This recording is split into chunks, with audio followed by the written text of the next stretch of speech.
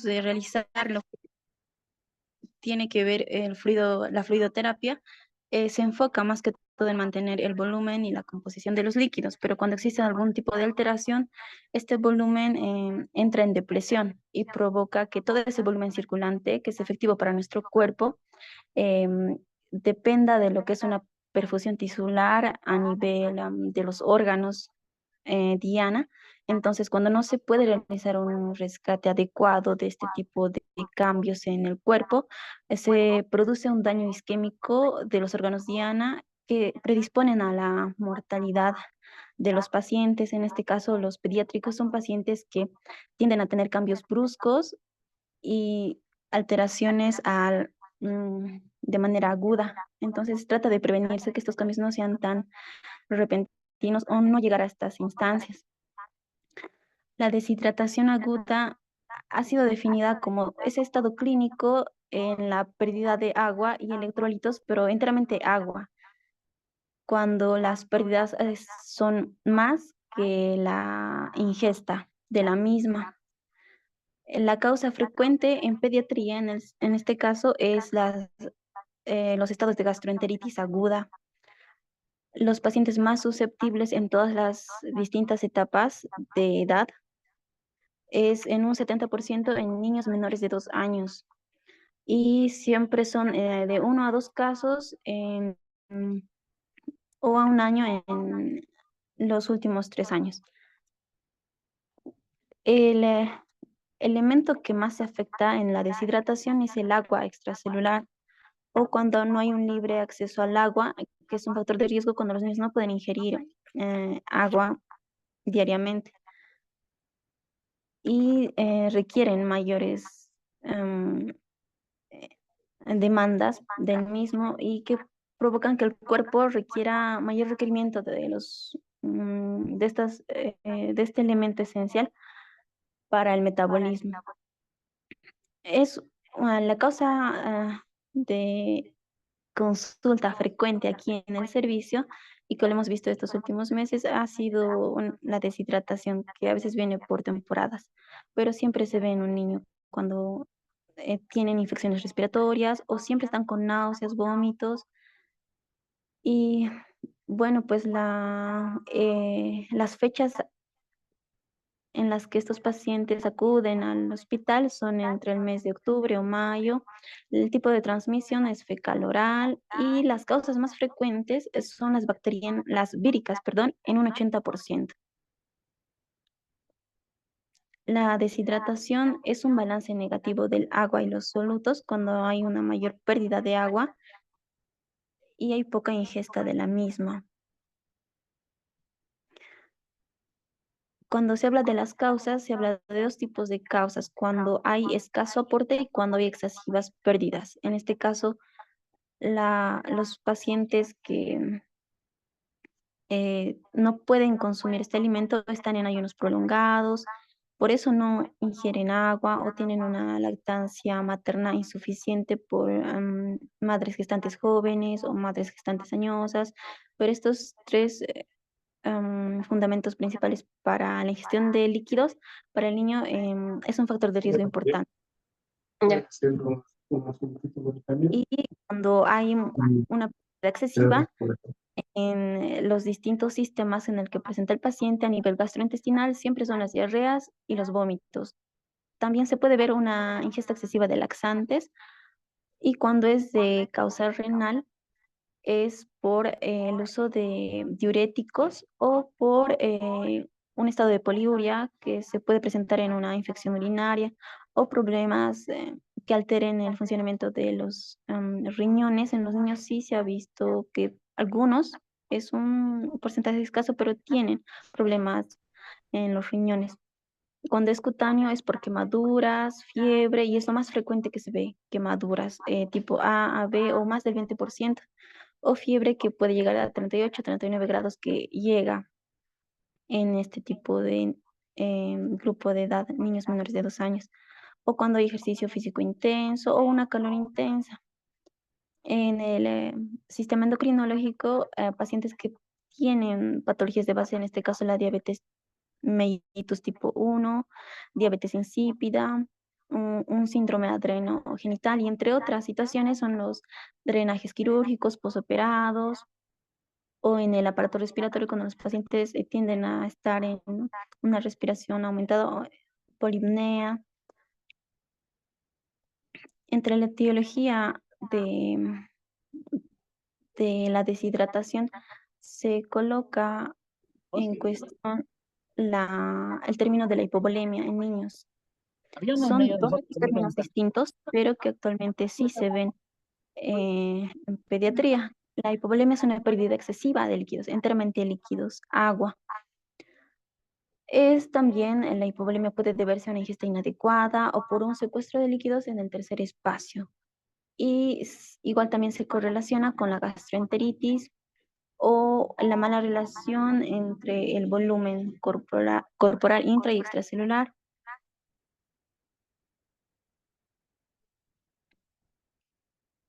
Entre la fisiopatología, cuando existe una concentración de solutos en ambos compartimientos, el agua tiende a cambiar por un estado repentino de una de las etiologías que presenta la deshidratación.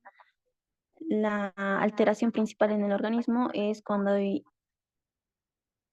un mal funcionamiento de los mecanismos reguladores, en este caso el sistema renina-angiotensina-aldosterona, la secreción de la hormona antidiurética, los vasoreceptores y el reflejo de la sed. Todo esto se altera cuando hay una disminución de agua enteramente en el líquido extracelular, que podemos recalcar que los los recién nacidos tienen un 80% de agua y los fetos son un 90% de agua. Y así progresivamente los niños enteramente cuando tienden a bajar de peso, cuando se les toma el peso inicial y el peso después, es el peso que bajan en líquidos. Si un niño baja de peso, es porque está bajando líquidos. Y eso es marcado cuando se le realiza la evaluación clínica. Y por eso es importante realizar lo que es el pesaje inicial cuando se ve al paciente y después, posterior a todo lo que la intervención que realizamos, volverles a pesar para ver los cambios que puedan mostrarse. La pérdida de peso en un lactante cuando tiende a tener una deshidratación leve es menor del 5%, pero cuando es una deshidratación moderada oscila entre el 5 a 10% y la deshidratación grave es más del 10%. Y en un niño mayor es un poco menor. Entonces, cuando presenta una deshidratación leve es de menor del 3% y la deshidratación moderada se manifiesta del 3 a 7%, pero una deshidratación que es grave para un niño mayor es mayor del 7%. El los tipos de deshidratación se relacionan siempre con la osmolaridad o en este caso el sodio. Cuando se habla de deshidratación, se habla de la alteración del líquido corporal que es el agua y el sodio. De esos dos factores, en este caso, cuando hay una deshidratación que es hiponatrémica, es un sodio menor de 130 miliequivalentes. Y cuando es una deshidratación acompañada de una isonatremia, maneja valores de 130 a 145 miliequivalentes litro. Y cuando es una deshidratación de hipernatremia, es mayor a un 145, pero que se presenta la deshidratación en esos tres estados. Y la osmolaridad oscila en una deshidratación hipertónica mayor del 310 y una isotónica de 280 y 310. Pero cuando llega a ser una deshidratación hipotónica es menor de 280, que afecta enteramente al espacio extracelular. Cuando se realiza una evaluación clínica en un estado de hipovolemia, que son dos términos distintos, una deshidratación y un estado de hipovolemia, en un artículo actualizado del 2024 de julio, presenta que cuando se realiza una reducción del volumen circundante, provoca un daño isquémico en órganos diana. Eso recalcando que pasa lo mismo con la deshidratación, pero en la hipovolemia es enteramente la alteración del agua. Por eso marcamos la diferencia de estos dos términos. La hipovolemia es una depresión del volumen circulante, pérdida de sal y agua, Y la deshidratación enteramente es del agua, pero también tiende a tener clínica des- del ion sodio. Cuando se realiza la evaluación clínica, se manejan dos puntos importantes en el paciente, que es el grado de depresión del volumen y el tipo de líquido perdido, si es en el espacio intracelular o el extracelular, pero siempre trata de verse estos valores para mantener los órganos IANA vitales, porque como ya mencionamos, pueden provocar hipoperfusión y que pueden llegar a la isquemia. Cuando se realiza la evaluación clínica del paciente, son cuatro cosas que enteramente se tienen que revisar en cada paciente que se sospecha de algún tipo de deshidratación, que son el pulso y la frecuencia respiratoria. Tienden a presentar taquipnea y respiraciones profundas. Y la presión es importante tomarla para ver o descartar si podemos encontrar algún tipo de alteración del volumen.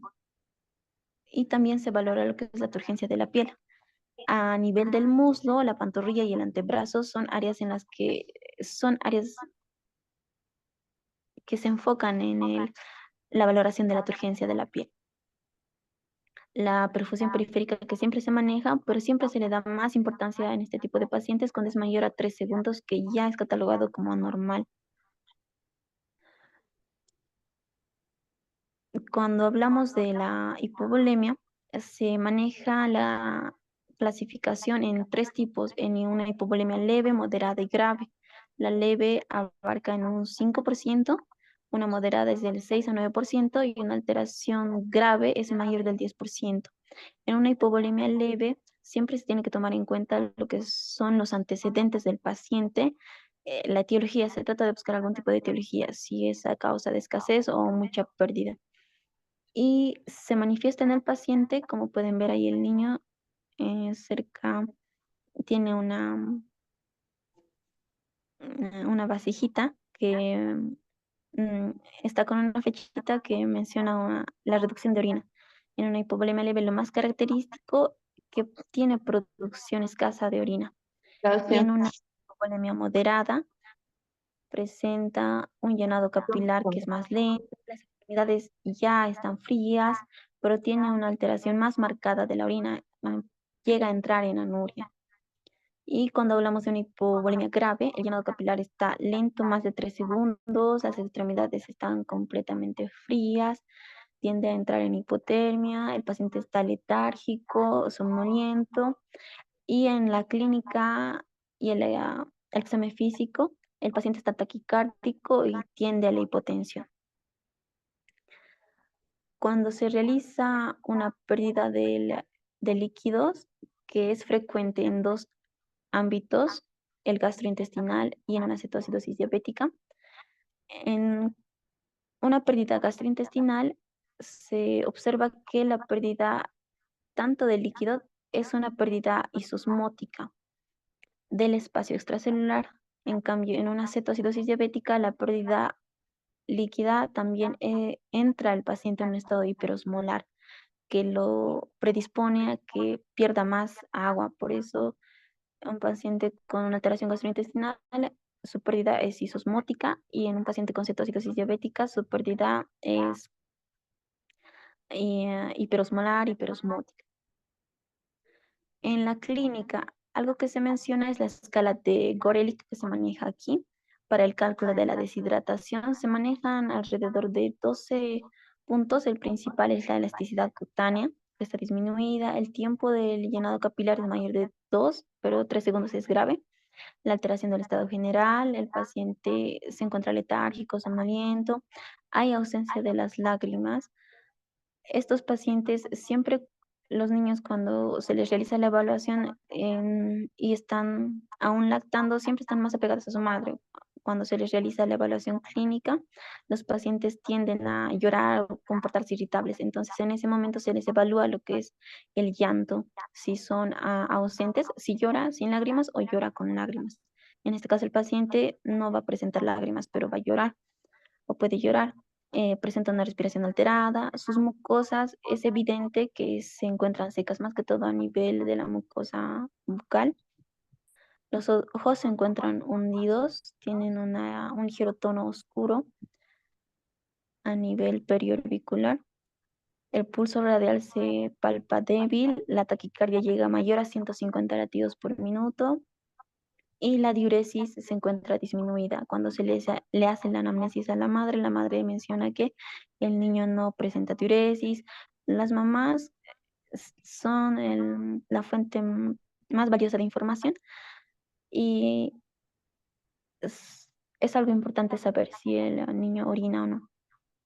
Entonces, cuando en esta escala de Gorelick nos marca un puntaje de 1, la deshidratación es leve. Cuando es una deshidratación moderada es de 1 a 2 puntos. Cuando es una deshidratación grave, perdón, una deshidratación grave es de 7 a 10 puntos, una moderada es de 3 a 6 puntos y una deshidratación solo leve tiene 1 o 2 puntos. Como se puede ver en la imagen, en un paciente se puede ver la fontanela anterior que se encuentra un poco deprimida, la palpación o visualmente.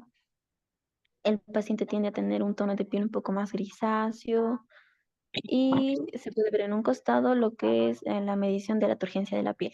Se estira un poquito de piel y si regresa a su estado normal lentamente, entonces es una alteración de la turgencia que estaría dándonos un sinónimo de deshidratación.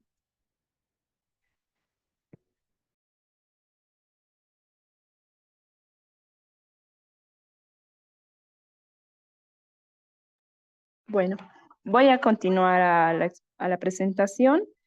Primero decir, acá en las pruebas de laboratorio, algo importante a mencionar es que las pruebas de laboratorio deben estar justificadas en nuestros pacientes en pediatría. Con esto me refiero a que, por ejemplo, en las hipovolemias leves no son necesarias las pruebas complementarias o los paraclínicos. Sin embargo, sí está justificada en lo que son los niños que estén con hipovolemias moderadas a graves, en los aquellos que sí requieren además está justificado en estos pacientes que sí requieren una terapia intravenosa. Entre las pruebas, solo a mencionar que podemos utilizar, pues está los electrolitos séricos, la glicemia, el nitrógeno ureico, la creatinina. También podemos ver lo que es el sodio en orina y la osmolaridad, obviamente. Hablando un poco de una introducción sobre lo que es el tratamiento de lo que son las hipovolemias, es importante mencionar que la fluidoterapia va a mantener lo que es el volumen y la composición normal de los líquidos corporales. Entonces, desde el punto de vista clínico, podemos dividir a la fluidoterapia en dos, que es la terapia de reposición y la terapia de mantenimiento. ¿Ya? La terapia de reposición va a reemplazar cualquier déficit existente de agua y electrolitos producidos por una pérdida normal y va a devolver a nuestro paciente lo que es el volumen y el estado electrolítico normal. Y la terapia de mantenimiento, pues esta reemplaza lo que son las pérdidas esperadas de agua y electrolitos debido a los procesos fisiológicos normales que se producen en el cuerpo y va a mantener el volumen y un estado electrolítico normal. Entonces, hablamos de lo que es la fase de terapia de reposición.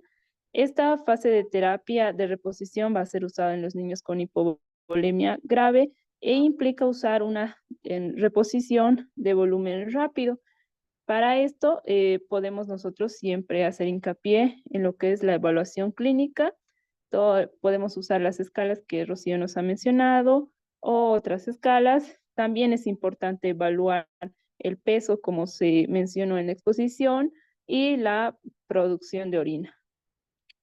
Teniendo en cuenta todos estos factores, podemos decir que la fase de terapia de reposición se puede utilizar en una hipovolemia grave o moderada. En una hipovolemia grave se utiliza lo que son las infusiones rápidas. Generalmente se ha hecho estudios y se ha demostrado que es importante utilizar lo que son las soluciones salinas isotónicas y una infusión rápida a 20 ml kilo peso.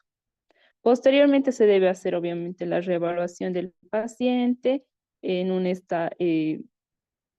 de manera completa. En un caso de una hipovolemia moderada, también se puede utilizar lo que es la administración rápida de volumen, si es que no se logra la terapia de rehidratación oral.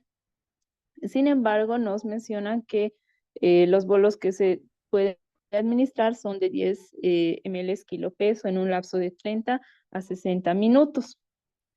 Posteriormente pasamos a lo que es la fase de reposición secundaria. Esta implica que es una fase que vamos a utilizar después de haber corregido esa depresión de volumen importante con la primera fase que ya mencioné. La reposición en la fase secundaria generalmente es o es de preferencia en lo que es la hipovolemia leve o moderada o como una fase de lo que es la terapia de reposición después de haber tenido un buen manejo en la primera terapia y se haya restablecido el volumen sanguíneo efectivo. Nos menciona en esta fase que también se puede utilizar lo que es la terapia de rehidratación oral, que es muy bien aceptada por los pacientes y solo hay un fracaso de un 3% según estudios realizados. Entonces, vamos a mencionar los que son los planes que podemos usar. En la terapia de rehidratación oral es importante mencionar lo que comúnmente conocemos como el plan de rehidratación oral, el cual implica pilares fundamentales, como por ejemplo, mantener la alimentación. Esta comprende tanto si el paciente recibe lactancia materna o dieta de acuerdo a la edad. La dieta debe ser fraccionada, como conocemos, y se debe aumentar lo que es la ingesta de líquidos, ya sea que podemos utilizar los sueros de rehidratación oral para reponer las pérdidas en menores de 2 años a 50 a 100 ml después de cada deposición líquida o en mayores de 2 años se puede utilizar de 100 a 200 después de cada deposición líquida. También es importante mencionar lo que son los signos de alarma, como ser los vómitos persistentes, la alteración de conciencia, la diarrea con sangre, fiebre persistente, y recomendar lo que son los controles frecuentes del paciente hasta la resolución. Ahora hablamos de lo que es el plan de hidratación B, que comúnmente lo conocemos, que son las sales de rehidratación oral. Estas también nos mencionan que va a tener dos fases, una fase de rehidratación y una fase de mantenimiento. La fase de rehidratación que va a abarcar un tiempo de 2 a 4 horas en el que vamos a reponer el déficit de agua y electrolitos en base al peso y la clínica de nuestro paciente. Por ejemplo, si este paciente tiene una deshidratación que clínicamente nos hace sospechar de una pérdida del 5% al 10%, podemos utilizar de 50 a 100 ml kilo peso, de 5 a 10 ml cada 5 minutos, incrementando la cantidad de acuerdo a la tolerancia de nuestro paciente. Y una fase de mantenimiento que puede ser de manera ambulatoria, en el que nos indican de 2 a 3 ml kilo peso por cada vómito o de 5 a 10 ml kilo peso posterior a cada deposición diarreica. Acá solo para mencionar y hacer comparación de lo que son las composiciones de sales de rehidratación oral, que de acuerdo al tiempo podemos ver la composición de los electrolitos ha ido cambiando hasta la actualidad y también lo que es la composición de la glucosa y la osmolaridad. ¿Cuáles son las contraindicaciones de la terapia de rehidratación oral? Pues tenemos, por ejemplo, lo que son las pérdidas superiores al 10%, la deshidratación mayor al 10%, alteración del estado de conciencia, lo que es un hilio paralítico, un abdomen agudo, vómitos persistentes, son contraindicaciones de la terapia de rehidratación oral. Bueno, si es que hemos tenido mala tolerancia a lo que es la vía oral, también se podría utilizar lo que es la gastroclisis, que comprende la colocación de una sonda nasogástrica y lo que es la administración de líquidos a través de esta, ¿ya? Se puede iniciar con un goteo de 5 gotas kilo peso, las cuales vamos a ir aumentando progresivamente hasta poder llegar hasta 40 gotas kilo peso. Si el niño, sin embargo, vomita, se distiende, se debe disminuir el goteo e ir reevaluando posteriormente a este paciente. También nos menciona que si hay un aumento del perímetro abdominal mayor a 3 centímetros, persistencia de vómitos y dolor abdominal, pues se debe evaluar para pasar a un plan de hidratación parenteral. Acá solo hacer hincapié en lo que es el flujograma de la deshidratación.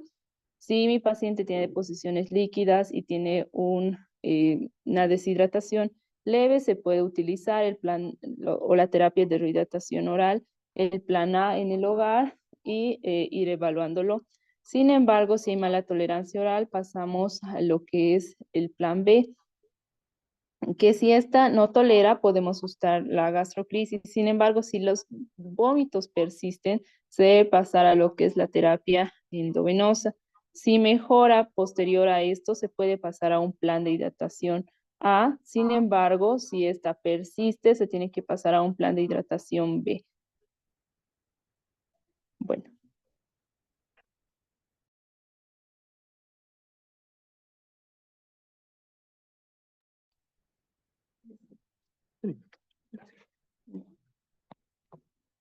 Buenas noches, doctor. Yo voy a continuar con la siguiente parte, perdón, de los planes de deshidratación, continuando con la deshidratación endovenosa rápida y deshidratación endovenosa convencional. Como sabemos, la hipovolemia grave está definida como una hipovolemia de mayor al 10 o mayor o igual al 10% y se presenta con perfusión periférica disminuida, con un relleno capilar de más de 3 segundos, extremidades frías y moteadas, letargo y en su peor manifestación con hipotensión, incluso llegando a shock. Entonces, nuestra conducta principalmente debe ser la evaluación y reevaluación constante del niño con deshidratación, principalmente si este niño, si identificamos que hay un compromiso circulatorio real o en evolución, la terapia de fluidos intravenosos debe comenzar con una infusión rápida de 20 a 25 ml kilo peso y posteriormente se debe volver a evaluar al niño durante y después del bolo de solución que hemos administrado.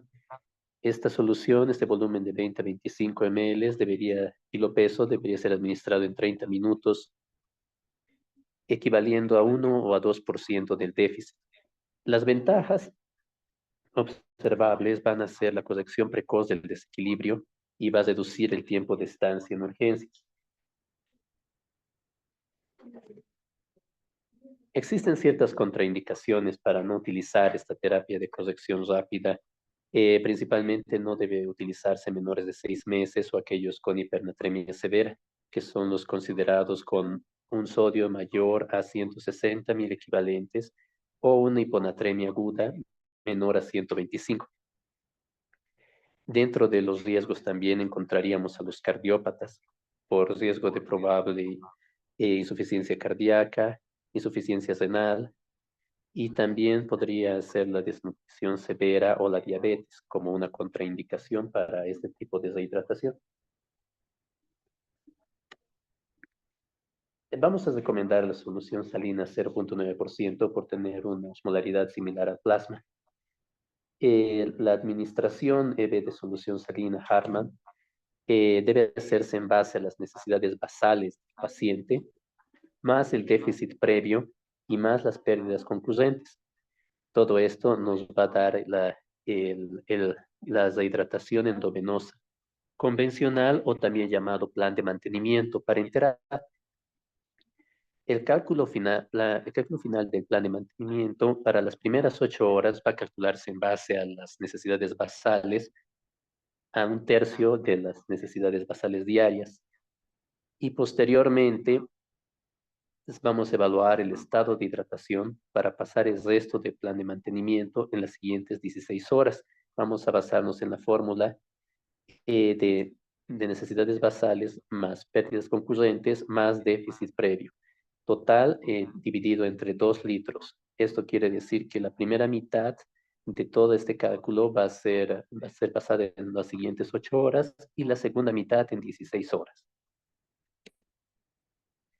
Como recapitulando un poco lo que presentamos de las necesidades basales, podríamos decir que el método de Holiday-Segar es importante, ya que a través de eso que es tan básico podemos identificar podemos sacar un buen cálculo de las necesidades en aquellos pacientes menores de 30 kilogramos. Los primeros 10 kilos van a calcularse a 100 ml kilo peso día. Los siguientes de 10 a 20 kilogramos van a ser calculados a 50 ml kilo peso día, más los primeros 10 kilogramos kilo peso día. Y cuando sea mayor a 20 kilos, se va a calcular a 20 ml kilo peso día. Una vez que el niño pasa de los 30 kilogramos, lo más práctico que podemos hacer es utilizar la fórmula para sacar superficie corporal. Con el peso por 4 más 9 dividido entre 100 para los menores de 100 kilos, de 10 kilos, perdón, y los mayores de 10 kilos con un peso por 4 por 7 dividido entre el peso más 90. El déficit previo. El déficit previo va a ser calculado en función del porcentaje de deshidratación que vamos a poder calcular por clínica. De esta forma, si la edad es menor de 2 años, podemos decir de que hay un déficit previo leve del 5%, cuando es moderada es del 10% y cuando es grave, similar al 15%. Si la edad es mayor a 2 años, entonces como el niño va a tener menos líquido, va a tener menos requerimientos, entonces el déficit previo leve va a ser del 3%, moderado del 6% y grave del 9%. Dentro de las pérdidas concurrentes, como explicó mi compañera al principio, podemos decir que existen varios tipos de pérdidas, ya sea por la piel, por el sistema gastrointestinal. Entre ellos, principalmente está la diarrea y los vómitos. La diarrea, que va a ser leve, cuando se trata de una pérdida de 20 ml kilo peso día aproximadamente, es decir, 4 deposiciones y o 4 vómitos al día. Moderado, equivalente a 40 ml kilo peso día, de 6 a 8 deposiciones aproximadamente. Y la grave, que corresponde a 60 ml kilo peso día, la cual ya se refiere más a mayor a 8 deposiciones y o vómitos al día.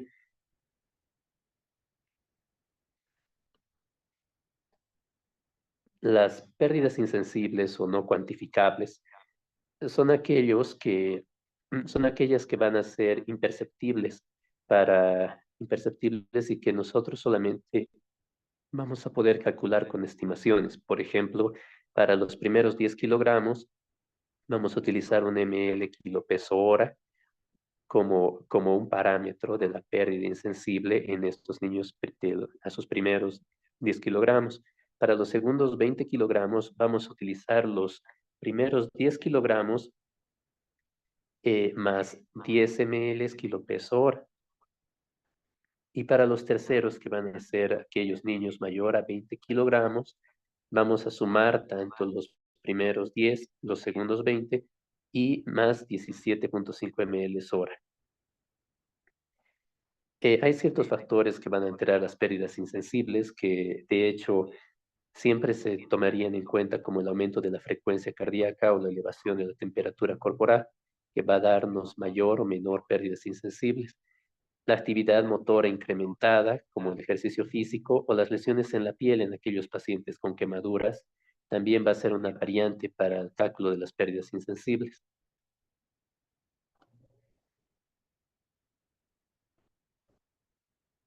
Con esto terminaríamos la exposición, doctor.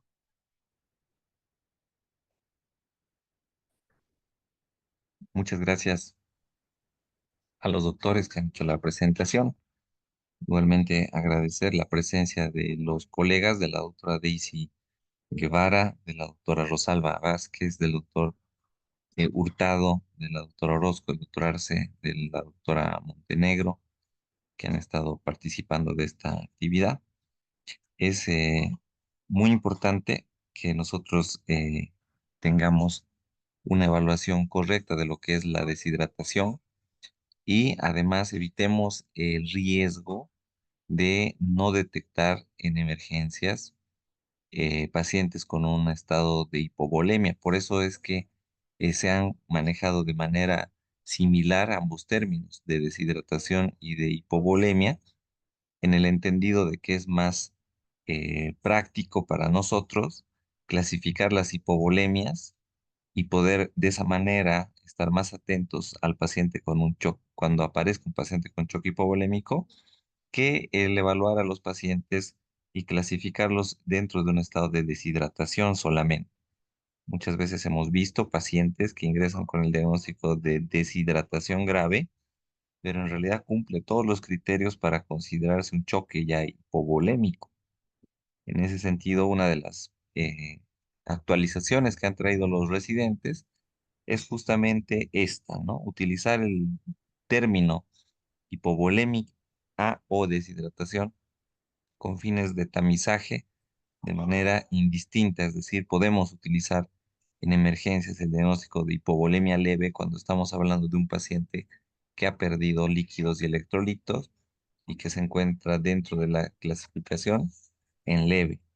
Algo también que quiero aprovechar para compartir con todos es este estudio que es el estudio FEST, un estudio que ya es viejito, pero que están viendo, me imagino, en la pantalla. Este estudio que se ha realizado hace 12 años atrás por la doctora Maitland en países africanos ha involucrado 1.200.000 niños, un montón de niños. Y lo que ha demostrado es que el aportarles a los pacientes bolos para poder tratar sus estados de hipovolemia o deshidratación aumentan la mortalidad en pacientes en países pobres, en países con recursos limitados. Esto se debe a que los pacientes tienen mayor necesidad de diálisis y de terapia intensiva para ventilación mecánica. Y el mensaje de este estudio FEST es que no debemos utilizar los bolos para pacientes a menos que presenten hipotensión o estados de choque. En ese sentido, las hipovolemias leves y moderadas tienen que ser manejadas preferentemente, no con el uso de bolos. Esta recomendación se aplica en la actualidad a no solamente los estados de deshidratación o hipovolemia, sino a otros. También resaltamos del grupo de residentes la actualización en torno a las soluciones a utilizarse, las soluciones isotónicas en la fase inicial. Soluciones isotónicas deben tener niveles de sodio similares a los del plasma. Y dentro de estas podemos mencionar además una más, que sería balanceada, que es el Ringer lactato. El Ringer lactato es una solución isotónica y además balanceada por tener un pH cercano a 7, a diferencia de la solución fisiológica que tiene un pH de 6. Esos dos mensajes son importantes dejar en esta sesión académica. No bolos en pacientes que no presentan hipovolemia con hipotensión y en soluciones isotónicas en todos los casos en pacientes que van a pasar de emergencias a salas con una preferencia de las soluciones balanceadas en niños que están con hipovolemia severas. Se activa el micrófono para todos los que quieran participar. Adelante, de doctores y residentes, si quieren hacer algún comentario. Doctor, muy buenas noches. Muchísimas gracias. Excelente la presentación. Quería hacer una consulta sobre el Ringer lactato. A diferencia del fisiológico, todas las características que han nombrado, que también hay algo importante en el Ringer lactato, que es el lactato. No olvidemos que el lactato, al unirse con una base, va a producir bicarbonato y esto es lo que nos va a ayudar a que haya una acidosis metabólica en el niño. ¿Qué opina usted de eso?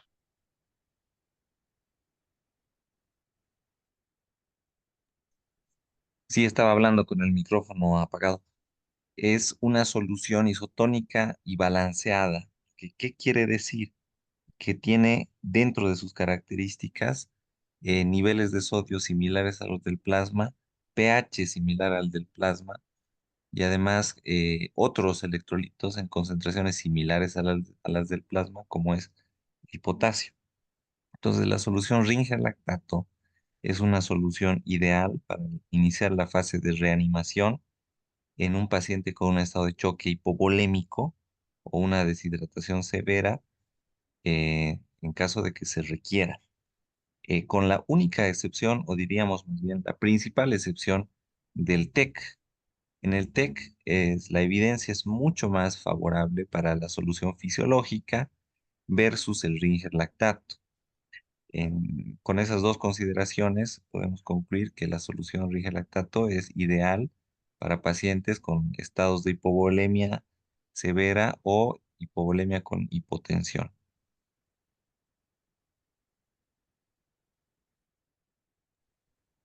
El doctor Arce activó su micrófono. No, no, no, está bien, está activado. ¿Qué tal? Hola, buenas noches, Ron. No, no, no, no, estoy escuchando nomás, sin querer activar. Listo, doctor. La doctora Guevara activó su micrófono. Voy a desactivar. Bueno, yo algo chiquitito, nada más, no olvidarse que también el hospital siendo tercer nivel, vemos pacientes renales, vemos pacientes edematosos, vemos pacientes con síndrome nefrótico. La hidratación para ellos es diferente. Entonces hay que tener cuidado con ellos, nada más recordándoles que tenemos pacientes renales. Por otro lado, las soluciones isoosmolares hay que tratar de utilizarlos en todo. No olvida, en realidad ya hay que olvidarnos de nuestro plan 5-5, ¿ya? Hay que tratar de que las soluciones isoosmolares sean en relación de un sodio mayor a 80. ¿Listo? Entonces, nosotros felices si utilizamos ringerlactato, solución fisiológica. Los glucosalinos hay que tener mucho cuidado porque luego hacen CIJAD los niños porque son hiposmolares. Eso es otro capítulo, obviamente, pero muy lindas sus presentaciones. Gracias. Gracias, doctora. Entonces, le aumentamos un mensaje más para llevarnos a la casa, adicional al de no administrar bolos en niños que no están hipotensos o en choque, además del de recomendar el Rigelactato en hipovolemias severas o choques hipovolémicos. Nos llevamos el mensaje importantísimo de adecuar los volúmenes a utilizarse en pacientes renales o pacientes que estén presentando una falla renal aguda. Es crucial el sobrehidratar a un paciente en esta fase, un paciente, por ejemplo, con una enfermedad, con una alteración en el equilibrio o en la ecuación de Starling, como un síndrome nefrótico, en el que los niveles de albúmina bajos van a impedir que se conserve el líquido intravascular y más bien se filtre o se vaya a terceros espacios, puede ser la diferencia entre la vida y la muerte de un paciente. En este sentido, el tercer mensaje que nos llevamos a casa es el de ajustar de manera juiciosa y muy conservadora los volúmenes de líquidos en niños con enfermedades renales conocidas o en pacientes críticos que están oligúricos o anúricos. Muchas gracias, doctora Daisy. ¿Alguien más que quiera dar alguna complementación? Bueno, no habiendo más comentarios, les agradecemos por haber participado de esta sesión académica del mes de agosto y les invitamos a la del mes de septiembre.